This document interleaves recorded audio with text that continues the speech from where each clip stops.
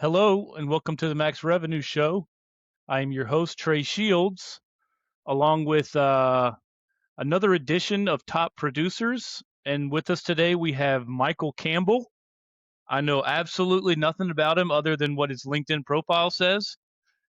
He and I have gone back and forth a few times over the years. Super nice dude. I know he's in the faith space, and he's built a nice little book of business. So I reached out to see if he would come on here and share with us how he has built his book, kind of his backstory, what it's like today, and then what he would do if he had to rebuild it all over again from scratch. So, Michael, is it Michael or Michael? Yeah, I'm pretty easy. Even How did you find your way into this crazy business? I feel like it's a hidden gem. A lot of people don't even know it exists. So, how did you fall into the insurance world?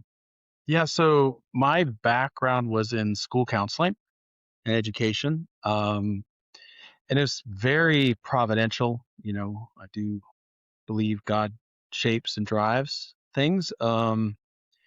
We I moved from California to Tennessee to go to school, along with several other moves in the interim, and graduated with my school counseling degree and came to Atlanta and, realized pretty quickly that while I love the kids, it just wasn't the right fit for me. And in my ear, my brother was doing extremely well with commercial insurance in California. He got locked on with one of the largest church insurance agencies in California, and he was in my ear like, I love this, and we have a similar personality set. You need to get into it. And it took about 2 years to convince my wife that we wouldn't be stepping on each other's toes, him doing the same thing I'm doing in California. And so, you know, I piggybacked on his success. I mean, at the end of the day, he gave me three names of agency principals and said, call them and see if they need someone. And I called the first guy and he's like, well, I do need someone. However, you're going to have to move. And I was like, well, I just bought a house. I really can't do that. I've got, he's like, I got three agents right around you. Second guy was like, yeah, not right now. And the third guy's like, come on, we can have a chat. So I drove down there and talked to him in a little town in Fayetteville. There's a lot of good golf around there. And um, we sat down and hammered out something that worked for him. And, 16 years later, I've been able to really enjoy the growth and maturation process into that. So, yeah, I mean, kind of if Matt, my brother, hadn't, somehow been connected and stumbled his way through a recruiter to that agency, I would have never known about this. It's very providential, and thankfully my wife was willing to trust me on that. All that schooling is you know not, it just wasn't the right fit to be in education. So yeah. I feel like that's a common theme. You have a lot of people in the industry that didn't necessarily go to college for risk management. Um, so yeah, I think you're in good company there. So tell me about the first 3 to 5 years. When did you hit your stride? And before you hit your stride, what did that look like? Was it a grind? Tell me about it. Well, it was funny. My wife and I were broke, very, very, very broke. And the job is not a glamorous job. You start with, especially on a little agency, the expectation can't be that you're coming in, asking for six figures. That's for sure. We started out at, I'm going to say it, $30,000, no benefits, and, basically a blank slate. Like, go figure it out, get appointments. And so the first 3 years was trying to figure out how to perfect my craft, um, trying to gather the verbiage and how to present myself to churches and ministries to get their attention and get appointments. When Micah talks about cold calling, I mean, that's all I did. Sit there behind the sit there behind the phone and just like try to get the you know, best phone microphones you can come up with and just hammer it. I mean, it was interesting when you were talking about I think in the previous, like, recent podcast about figuring out where to go get lists, I just rolled up to the library. I went online and figured out the SIC codes for churches and religious organizations and faith-based nonprofit. It was like, okay, I need to do this county by county, and so I pulled, like, I don't know, 15,000 entries. That's I didn't know crazy. any of the, I just pulled a list. So at least I had a name and address. I mean, um, when we started,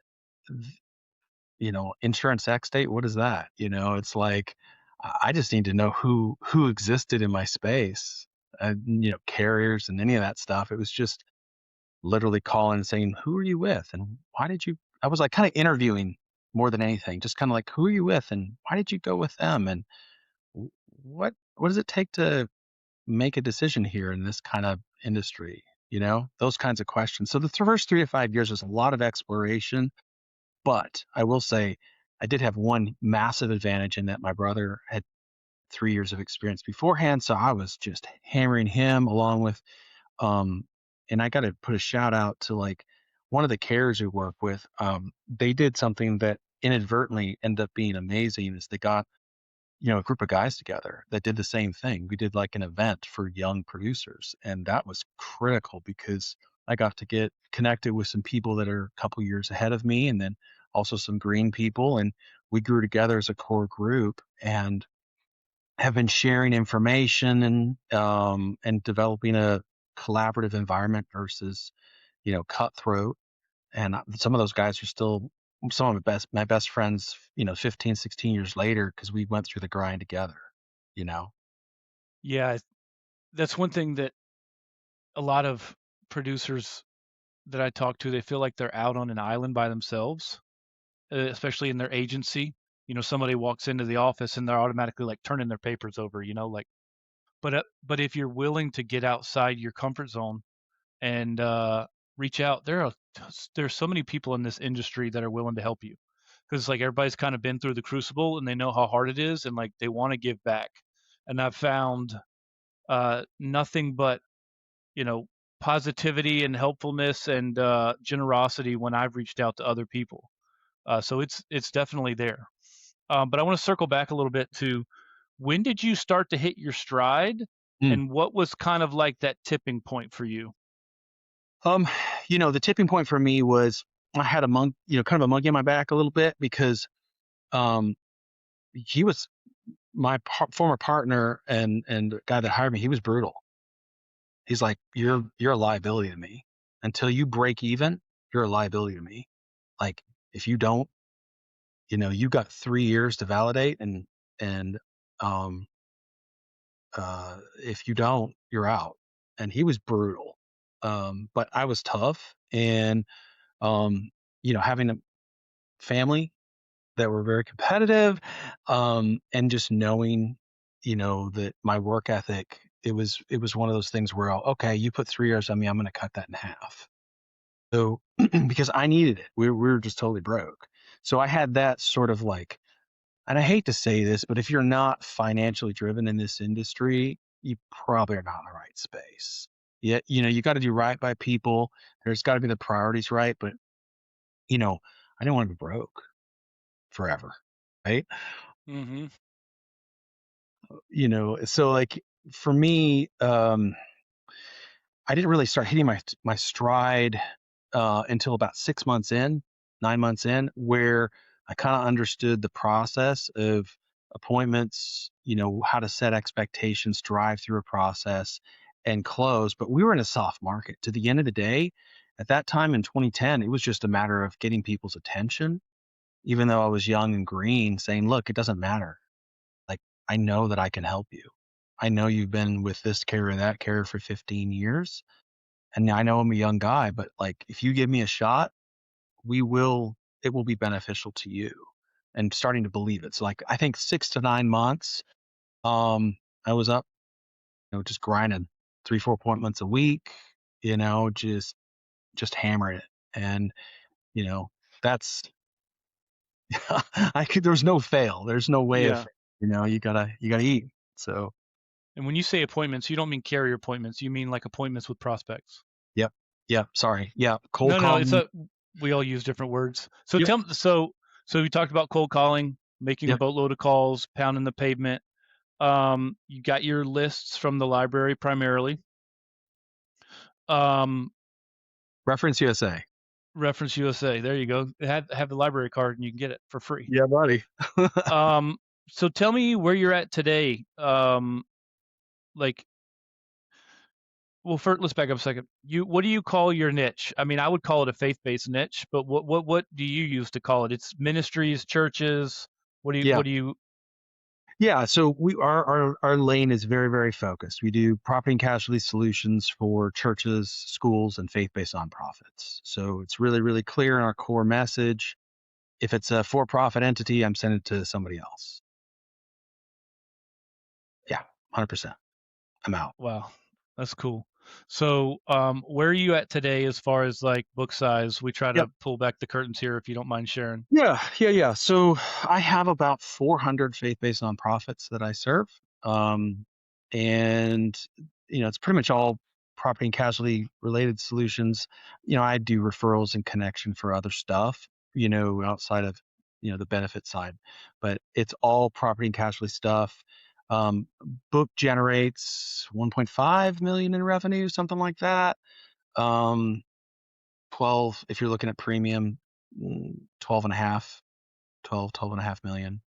Um, in What's the average deal size? I'm not going to try to do the Yeah, public math. 25,000. So what, 3,500. So we're high volume shop. We're focused in our niche. We get a lot of repeat. Like I have my processes.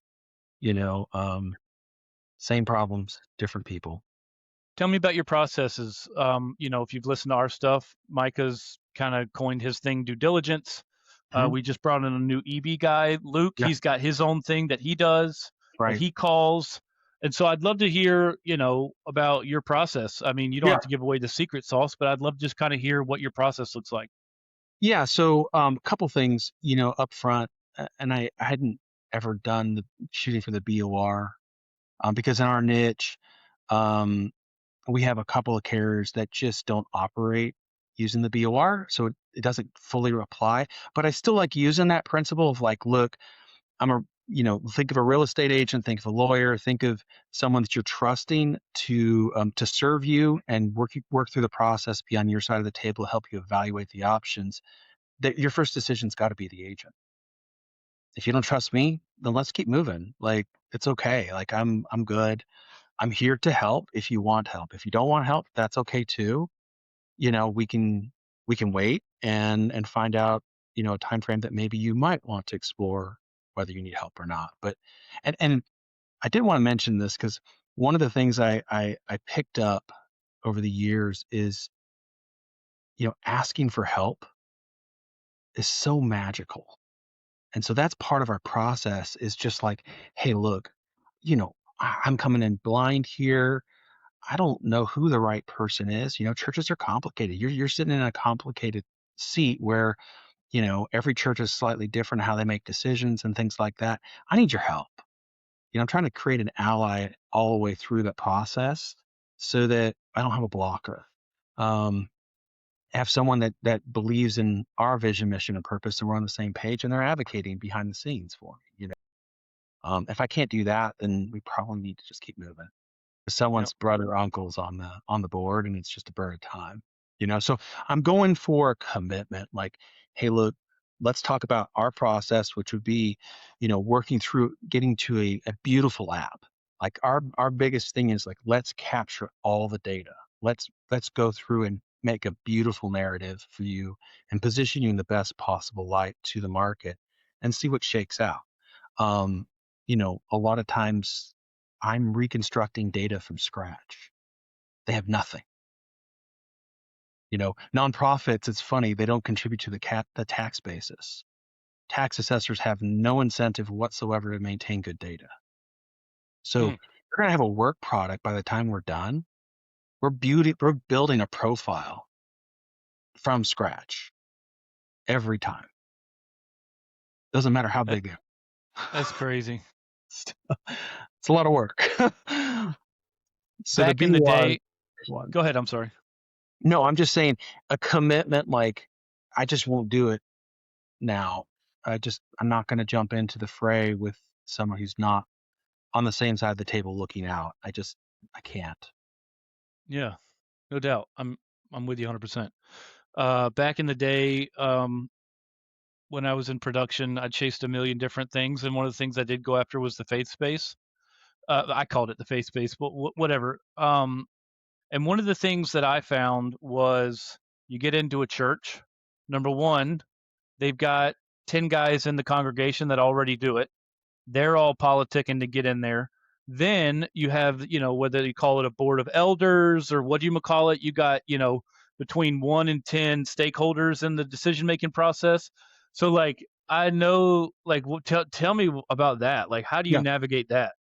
I mean, so I feel like there's a lot of landmines. And so, I've tried a lot of different approaches. I mean, to be honest, I started to aggregate questions, questions that to ponder before you choose me or anybody else, and just drawing up, why don't you do an interview process? Interview me. If you like what you hear from me, cool. If not, that's fine too. And do the same thing with your current agent. Ask him how many churches he works with. Ask him how his policy is going to respond, to the volunteer security team that is trying to protect and defend. Is this really a product that you're doing to protect and support your volunteers, or are they flapping in the wind? Are their pants on the ground? You know what I'm saying? Like, are you truly counting the cost and supporting those people, or are they on their own? And do you want to work with a broker that understands that and gives you options and to protect the people that are putting their reputation on the line? So it's like a lot of those. How much risk do you want to take with your volunteers? And them not being protected. And if you don't protect them, it seems like you're already having a hard time taking care of those people, because otherwise you'd be flooded with volunteers. You're already struggling to find volunteers.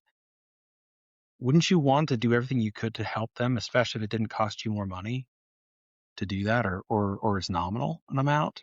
Wouldn't you want them to be protected? What are some of the problems you're seeing in the space besides that your insureds are dealing with? Poor maintenance, stewardship, lack of records. Um, I'm still dealing with often electrical panels that are 1950s. I go to the E&S carrier after they've been dropped, and they're like, "Hey, look, I love this niche, but we can't do anything with stab lock. We can't do anything with Federal Pacific zinc lock stuff. Circuit panels. We can't do anything with, heaven forbid, not knob and tube. I mean, like, some of these folks haven't they've got portions of their facilities that are straight up fire hazards. So we're talking to them about, what you look like to the underwriter. So my goal is to hold up a mirror and work through that process of, hey, look, these are the things that are important to underwriters. They don't want to pay for a fire to burn that crushes your entire building with a fire. They don't want to pay for that. So we got to find that balance between your budget and the things that underwriters are looking for to say yes, get to a yes. Um, so yeah, I mean, for us, it's a lot of conversations centered around plumbing, electrical, and HVAC and roofs. Really? That's wild. What is your what is kind of your stable of horses look like with carriers? Is it kind of the same 3 to 4? Are we talking about 10 to 15? What does it look like in the Uh, I've got a couple of captive programs, and then the usual players, right? There's about 5 programs, that we access either direct or through brokerage. And then once we've blown through those markets, then we're going down the line. Um, I mean, it was funny. I had a camp that got smoked by Helene, and they hadn't gotten their claim closed. And that's part of what I'm advising them too, is looking at their claims history. And if something's open, depending on the timing of the claim, it can really hurt somebody. So, we're talking about what do we need to do first, second, and third, and setting those priorities. Of course, after they've made a commitment to us, right? But by the time we're getting it via Google ad or being found, they have a real problem. And I like working with those most, honestly. I like solving a problem, working through a process to help them um, go from being smoked to, in a stable program. Um, so we had a carrier that we found out that they're willing to pick up cover on an open claim. And so I wrote two with open roof claims, and we couldn't find cover anywhere else. And I was like shocked. They were actually reasonable terms. And, we had to put the appropriate limitations and exclusions on there for prior claims. But, finding them cover, it was cool. Right. 100%. That's wild. What I'm cool. Right. Like I'm yeah, going that's I down the mean, line. Like, um, yeah. So, how big of an area are you calling on or getting referred into? I mean, what does your geography situation look like? well, we are expanding slowly, but we've been in Georgia for a long time, since 1989. Our agency was started by a preacher to help preachers, right? He was a That's really cool. deputy insurance commissioner for the state of Georgia, loved helping ministries. And then his son-in-law took over after he retired.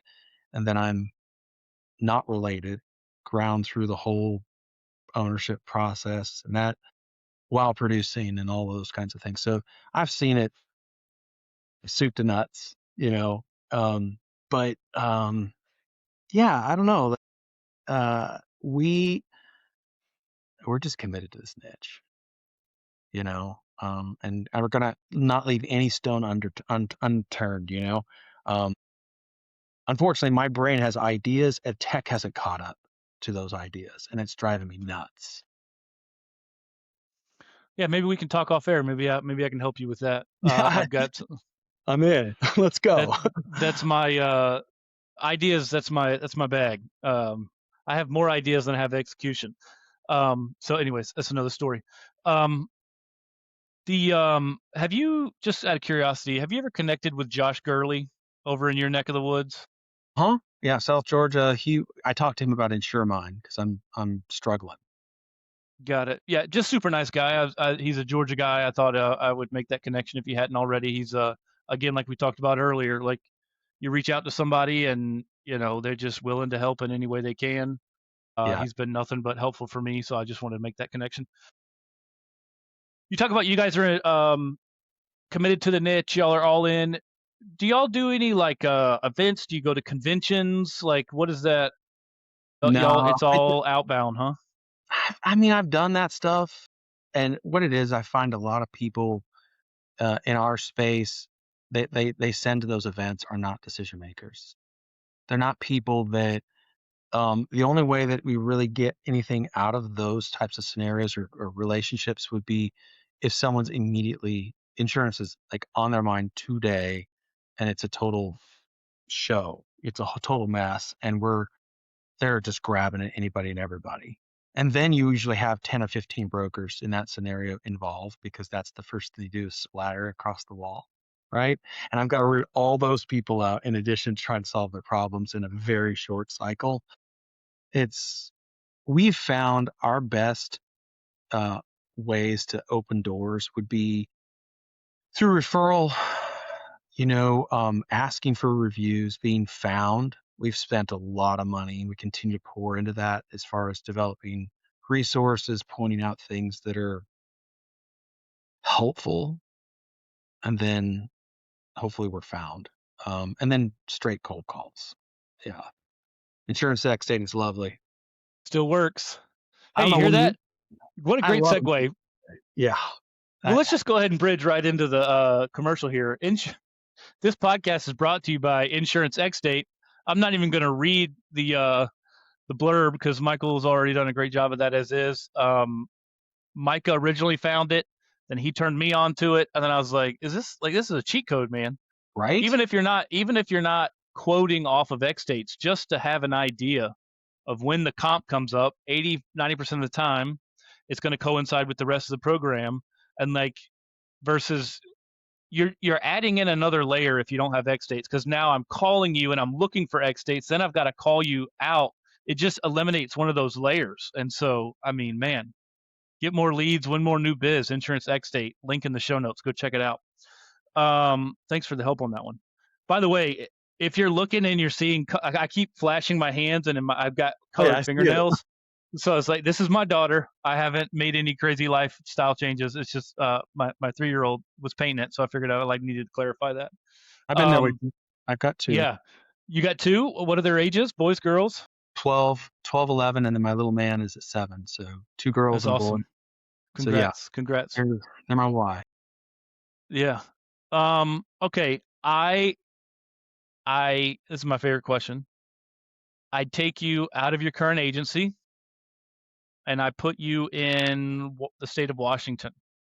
And I tell you, you can use none of your COI, you can use none of your referral base, none of it. You have to start over from scratch. A, could you build back faster than you did? And B, how would you do that? Buy Insurance Xdate, slam the phone. And then beyond that, are you saying I have a budget? I have a little bit of money to spend or no? What kind of budget you need? I'll see. What are you looking for? Yeah, that's fine. Yeah. I'm cool with that. Tell me. You be creative. Tell me how you would do it. I'm game. 1,500 a month. I would start investing. I'd start putting in Google Ads. I'd try to make sure that my vision, mission, and purpose aligns. Like I am a church guy, and that's it. If you're coming to me for anything else, I'm out. Don't. I'm going to narrow my focus, and then I'm going to talk. I'm going to pop into denominational headquarters and just drop information. And then I'm just going to hammer the local church. I'm going to try to figure out too, there's other things that are really helpful in that if I'm able to bring some of the resources I've developed, there's simple stuff. Like even one of my most favorite tools that is free is just using, going on to the Department of Insurance for an NCCI state and just checking to see whether or not a vendor has workers' comp. So using a verification of employment, employer's liability. I mean, that helps so much in just screening vendors. The church makes decisions all the time with, Jim Bob, who's cutting tree down, has no work comp, and they're eating it if he gets hurt. So like just basic risk management tools that I can give back to the church opens doors. Basic stuff. I mean, they even allow them to track their vendors. It takes 10, 15 minutes. I think every business could benefit from that. You can check to see if a vendor's lying to you before they even show up to your door.